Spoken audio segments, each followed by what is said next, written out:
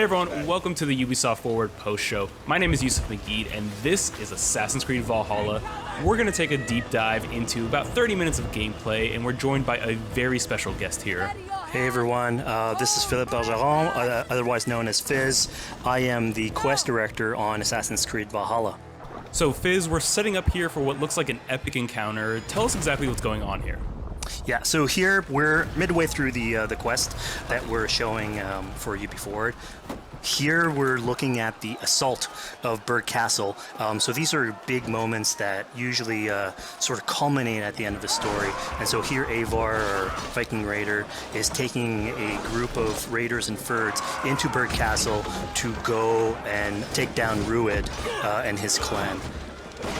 So who exactly is Rued, and why does Eivor sort of want to pick a fight with him?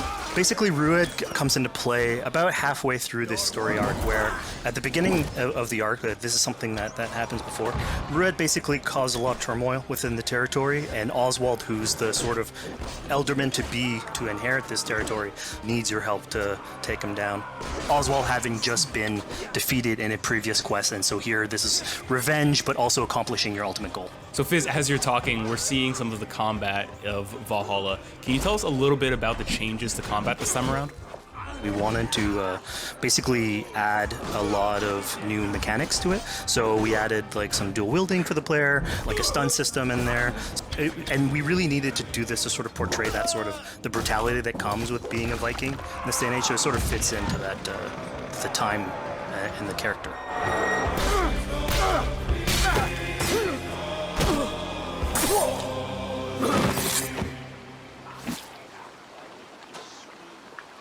Oswald. He lives. Oswald lives! Eivor, is that you? Shut your ass, twig spine. Here, Eivor has taken her entire army through the assault, and finally it's revealed that our Elderman, our ally, Oswald, is still alive, and Rued has him captive. So this is what it comes to, Wolfkist?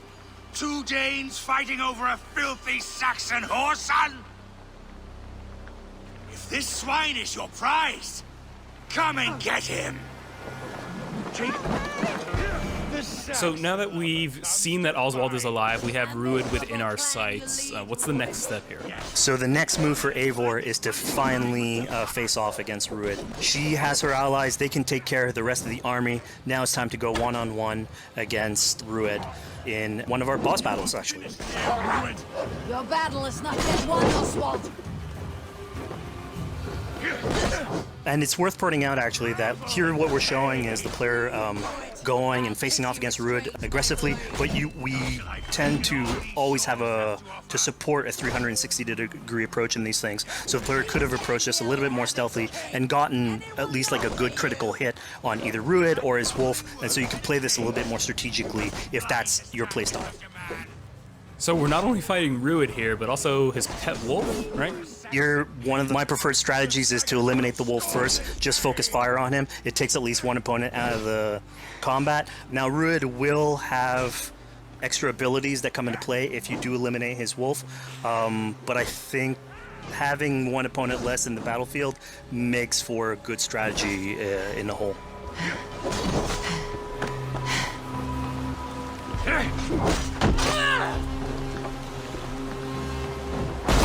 Your efforts. Only the cold dark of Niflheim awaits you. Valhalla is my destiny. That fate will not be met today.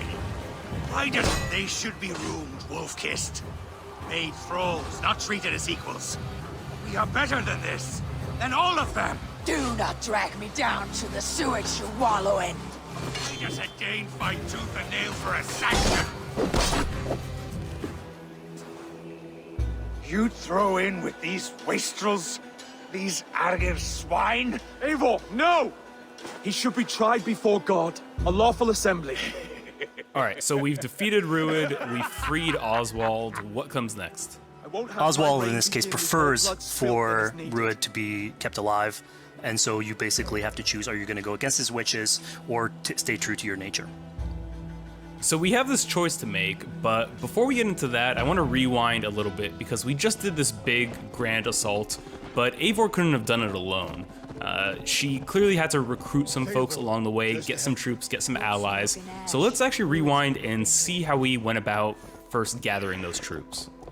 Right. So when coming up to an assault, it's a game of numbers. Eivor can go into pretty much any location and be a stealthy Viking, eliminating some of the assets, which ultimately would be a strategy. You can do that, and you'll have some of the ingredients or of the assets there that will have been sabotaged, but you still need an army. So here what we're seeing is Eivor going around the countryside and raising what we call a fyrd, which is the men and the women of the territory who come up and fight in the name of a king. So here Eivor is going around and trying to convince people to fight in the name of Oswald to finally take down the oppressor that is Rued. Defending East Anglia, defending you.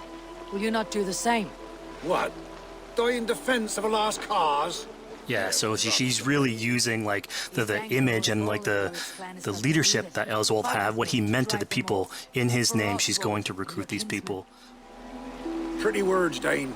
But the men of Eivor have their own battles to fight. So we're told by this Reeve that there are troops, there are allies that he could add to our cause, but first we sort of need to do him a favor, is that right?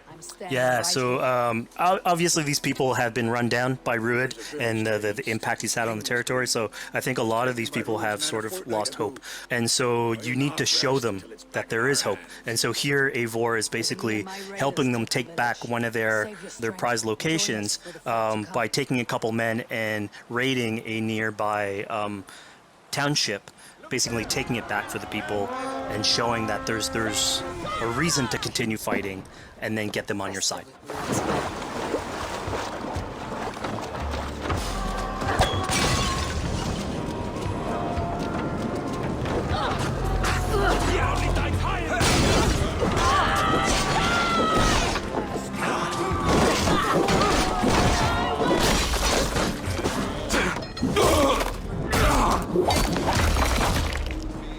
When Eivor does this, obviously you have access to a full suite of abilities. So again, the improvements that we've done to the fight system, you have some brutal axe throwing in there. You have archery or like range combat abilities in there as well. So really, again, like depending on what your playstyle is, you can customize your loadout and go in there how you wish.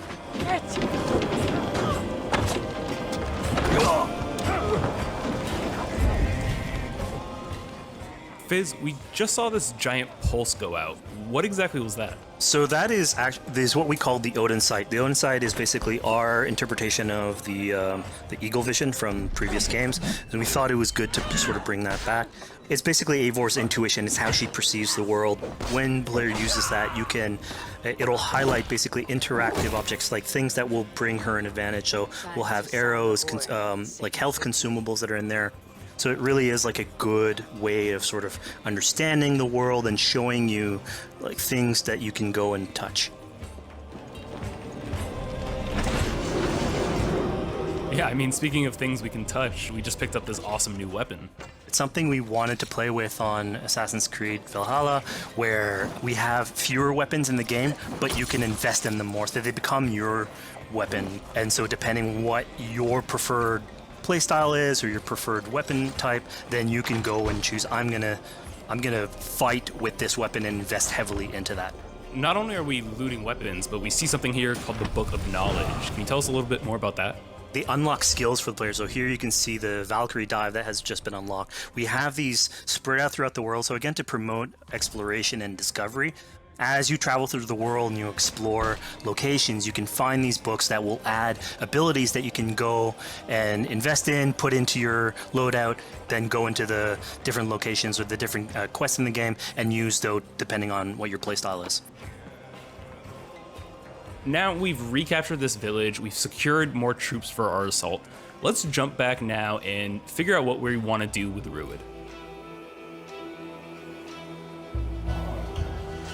The rightful king of East Anglia has spared your life today, and so it will be.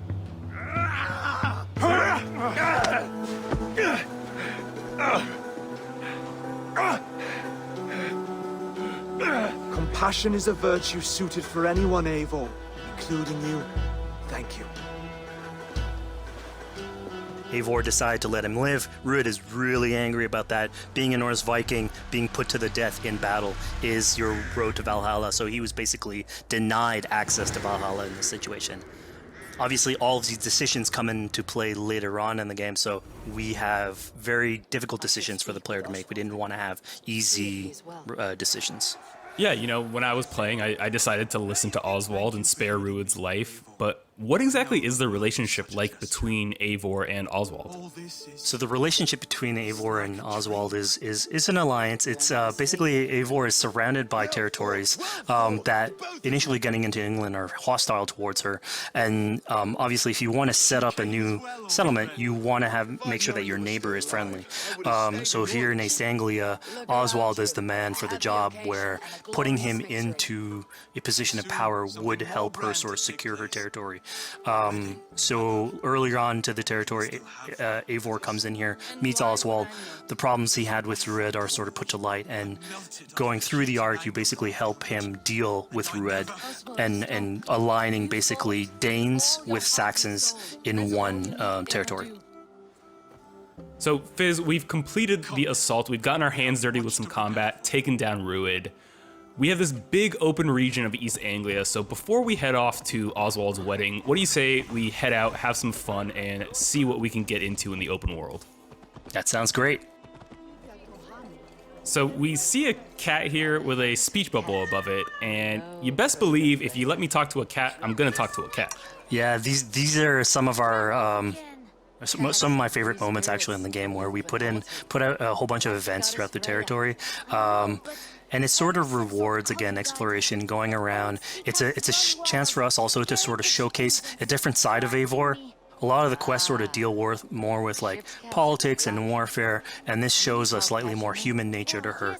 So it permits us to explore that character a little bit more.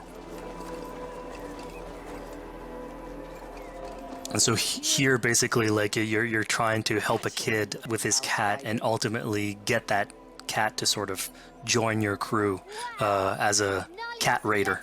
You just said cat raider way too casually.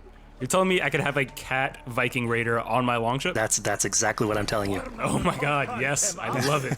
Perfect. So yeah, as you're riding around the rivers of England, you would see a cat basically walking around your longship, keeping your Viking raiders company. You know, speaking of the Viking longship, we're seeing some of that gameplay here now. Can you talk a little bit about how that works and functions in Valhalla? Yeah, so starting out on this project, I think the Viking longship is one of the biggest images that we all have when we think about Vikings in our game. And so Vikings had this awesome design for longship that had a very shallow hull, so it permitted them to go very far inland very quickly, and you could basically disembark Viking raiders like on pretty much any shore. We added that into the game, where you can basically sail up to any location and then just decide to disembark with your guys and raid a location, loot all its treasure, get back in the ship, and then continue sailing down the river to your next opportunity. So I know past Assassin's Creed games allowed for songs and things like that to be sung on ships. Will Valhalla have a similar version of that? Yeah, so this is something we actually wanted the crew of your ship to become like your home away from home. So we added stories and songs into the ship. So basically, as the player is going around, you could decide to have your skald sort of sing a song for you as you row down the river. But you can also decide, depending on who the raiders are in your ship, to hear more about their life. So you can actually queue up stories, and they'll give you a little bit more background on who they are. So you get to know your sort of fighters as you're traveling around the world, which is a cool moment. So here we're seeing a bit of a different view. What exactly are we looking at? We had this on previous Assassins, where you would like ride on your horse, and you could pull out, have the horse sort of follow the track. We have a similar thing for the ship, where you can put up your sails. It's cruise control for the ship, so you can pull back, take in the scenery, listen to some songs or some stories, and just take it all in.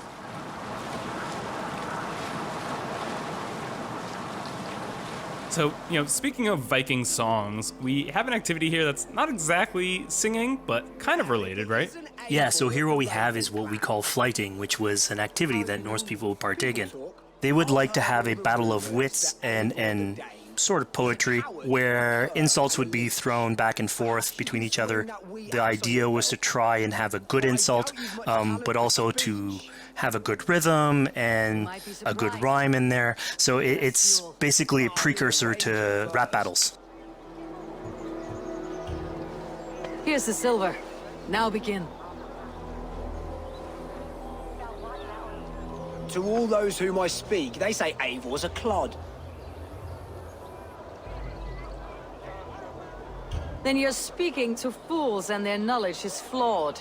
Well, How exactly do you go about being successful in one of these?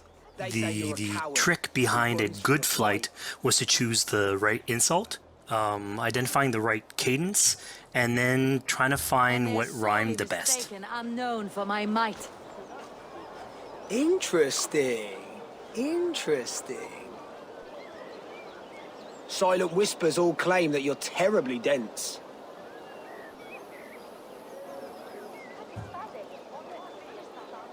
Then you've clearly misheard them. My wit is immense. Oh, you looked out with that one. Well, what a surprise. Eivor of the Raven clan is a true talent. I'm shocked. Don't believe everything you hear, unless it touches on my flighting. Then heed every word. Take the coin. So now that we've proven our sharp tongue and wit, I think it's time for a bit more relaxing activity. So we're fishing here. Yeah, that's it. So we gave Eivor a fishing line, so you can actually throw out a line and go catch some fish. This is used basically to play into our new health loop, where the player will lose health in the world, and it doesn't automatically regenerate like we would have in the past. So you actually have to go out and get some supplies. So you'll find mushrooms and some food that you can gather. But here, like you can also catch some fish and consume that to regain some health. We also will sometimes have it in certain quests. So it's a good way to sort of chill out on the side of the water and just, again, take it all in.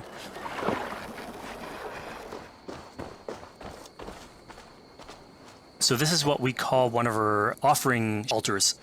So the idea is that you find these around the world and you make offerings to it. So it'll take like animal parts and stuff that you can find throughout the world. Here what you're seeing though is sort of like a fancy version of it, where as you do your offering you get interrupted by some kids that basically come and steal your stuff. So it's just a way for us to sort of showcase that like the systems and the activities in the world can sort of play in with some quests and some little events. So it's our way to sort of dress up these moments and make it all fit inside the whole experience. Yeah, this seemed like a really sort of unexpected turn for what I thought was going to be kind of a simple interaction. Yeah, and it's really what we were trying to do with these events is to give another dimension to Eivor, other than just, the pure rar Viking or the politician. Because you can imagine at some point that will grow old if you're always telling that version of the character. So it lets us really go into the depth of who is Eivor, what motivates her, how she can interact with the world outside of warfare and politics. But your stealth needs work. We were close. And it also showcases like a different facet of the world at the same time. It's not only Eivor. So it just widens the breadth of the stories that we can tell. So who exactly are these two children? These are kids of East Anglia. They are going through tough times with whatever Rued's been doing to the territory. And so they're just here trying to survive and basically exploit the people that are there to make offerings. It was kind of nice to see that Eivor wasn't really necessarily upset at them for stealing, and after you talk to them, you have the choice of helping them. You can give them food, give them some money, or maybe just say, hey, good luck, on your way. Yeah, and then this is something we also wanted to do a lot. Like, so here we're doing an event, we do it in quests as well, but we want to give a lot of this agency into players' hands so that they can sort of shape Eivor a little bit. Who she is, so it represents them a little bit more, and they can roleplay that a little bit better. And again, it just gives her like a little bit more humanity in these moments. This is what large walkers should do. Provide for small walkers.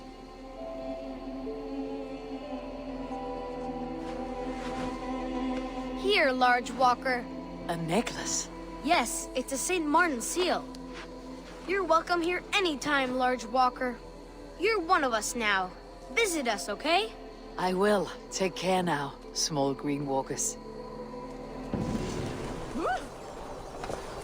So I think AC veterans might recognize this here, but what exactly is Eivor chasing down?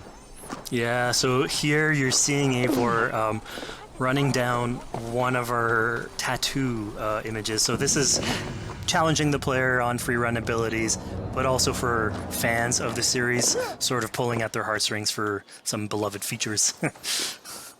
So are we going to be able to tattoo Eivor? Yes, by collecting these tattoos, you actually bring them back to your settlement, and then you can customize different body parts, having different tattoos everywhere. So again, another form of expression, and it's sort of to represent that Viking culture. Fizz, one of my favorite things when I was just out there exploring East Anglia was coming upon a house or a building and realizing that there was a chest inside, but that there was no easy way in. And in this case, I saw all the doors were barred, but I knew that because there was a chest in there, there must have been some way to get inside. So I went around the back and, found a way in.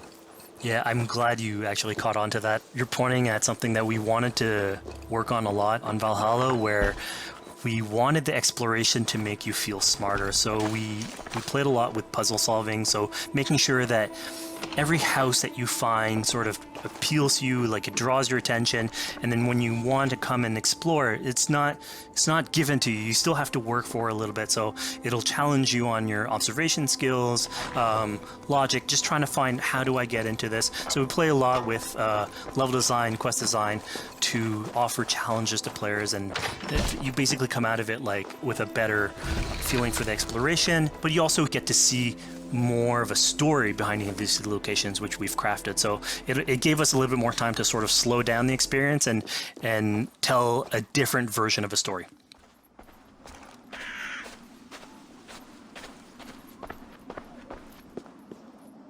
A poor victim of someone's fury. Yeah, I mean, speaking about exploration and just finding things out in the world, I was just wandering and came across this clearing and found this kind of morbid altar. Yeah, so this is one of our bigger events that we have scattered in the world. So as Eivor explores, she can find altars like this, and by interacting with them, here it's a trap that's been set by this character named Regan. Now, there's a bigger story behind all this. There's multiple steps to it later on. So this is one of the moments. It permits us to go into a slightly more mystical realm and play with a boss fight that has more magical abilities, if we will. And basically have this awesome boss fight in the middle of the swamps. And so here the abilities that you see Regan using are a little bit on the mystical side of things. What's happening is Eivor at the beginning in that trap is poisoned, and so she starts sort of hallucinating, seeing the world in a sort of different light and filter. And so that's sort of what lets us go into the realm of the weird. My rage, spirit of my father's rage, fill me!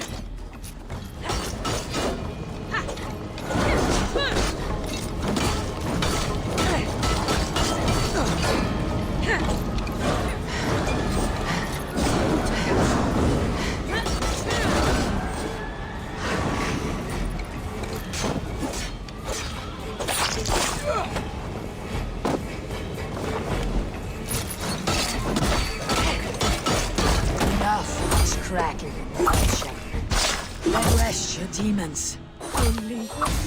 So we just saw here that Regan belongs to something called the Daughters of Lyrion. Yeah, that's correct. By finding the other daughters, you'll get a little bit more backstory on who they are, so we don't want to spoil that too much.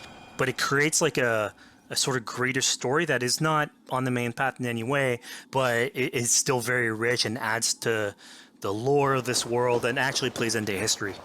So we just had a really exciting, really intense boss battle. I think it's time for something a little bit more relaxing and calming now. Yeah, it's all about pacing yourself with the highs and the lows. So here we have a low chill moment of what we call building a cairn. So Eivor, as she explores the world, will find these sort of meditative areas where you have a pile of rocks that you could just stack on top of one another using physics. And I mean, yeah, the ultimate goal is to try and get the highest pile of rocks, but really it's about taking in the sights, relaxing, taking a step back, and just building something. Together we stack stones into cairns. These? Yes. Think of this as a test of mind and wit. Stack the cairn stones high and wide into any shape you like. I mean, you can spend as much time as you want building these things, making them as high as you want, as weird as you want. I'm sure like a lot of these stuff will end up on the internet, like people comparing structures.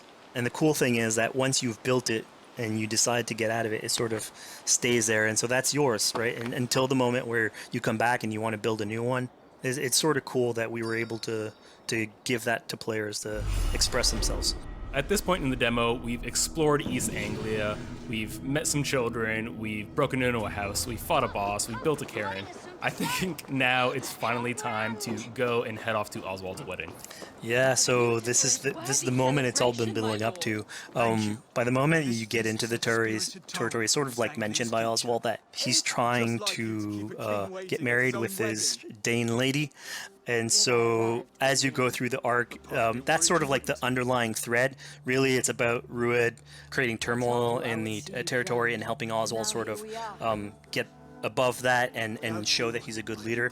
And so you finally, after going through all of that arc, finally get these two together, go through their wedding, and you're invited to attend the ceremony.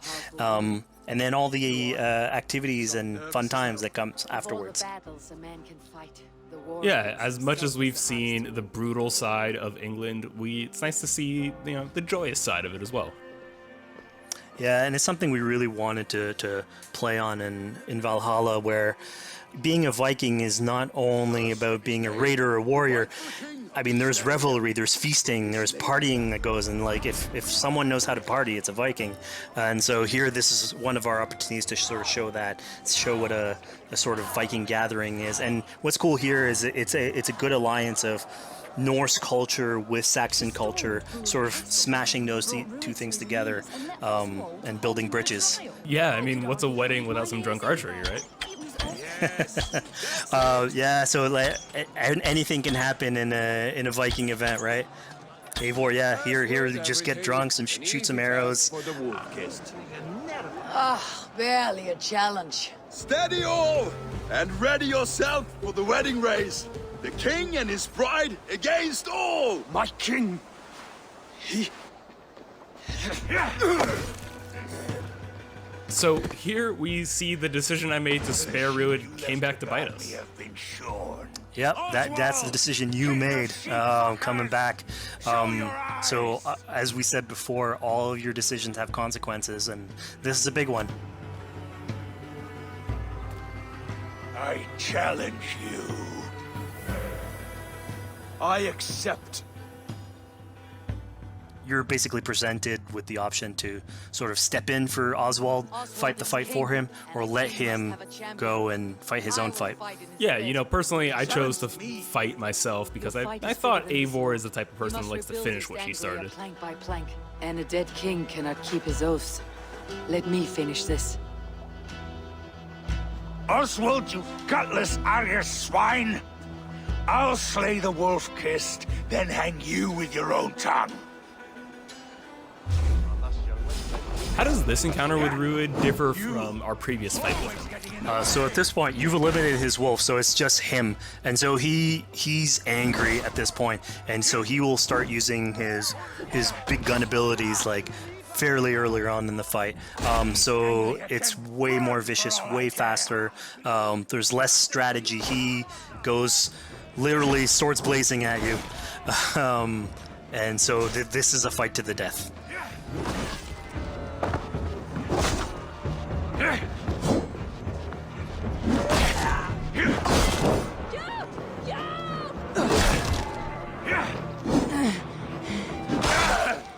And of course here, like, this is a decision you made to go and fight him, but there's multiple outcomes to this scenario. You could have let Oswald fight his own fight and prove basically his station as the rightful leader. If you had eliminated Rued, obviously this would not have happened. It would have been a slightly more joyous occasion. But ultimately, in all scenarios, you still have an alliance with Oswald. He's proven to be the right leader for this territory and to be a good ally for you. A great service. I promised you an alliance, and now you have it.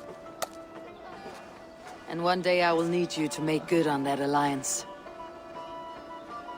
So we're about to take off from the wedding, but Eivor decides it's a good idea to check up on her friend Finner. Yeah, so Finner is probably one of the more recurring characters in this arc. You get to meet him very early on. He's a very endearing character, sort of used to have a Viking life, sort of misses it, and going through all these adventures together is sort of like lights that fire back, and so he's willing to join you in your raiders.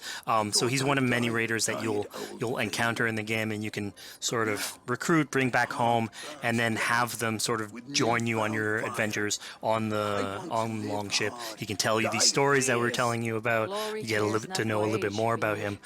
So again, it's a fun way to sort of discover more about these characters that you meet and bring them along for adventures. Together, I'll gather my things. Well, folks, we've come to the end of our Assassin's Creed Valhalla playthrough. Fizz, thank you so much for joining us. When and where can people play it?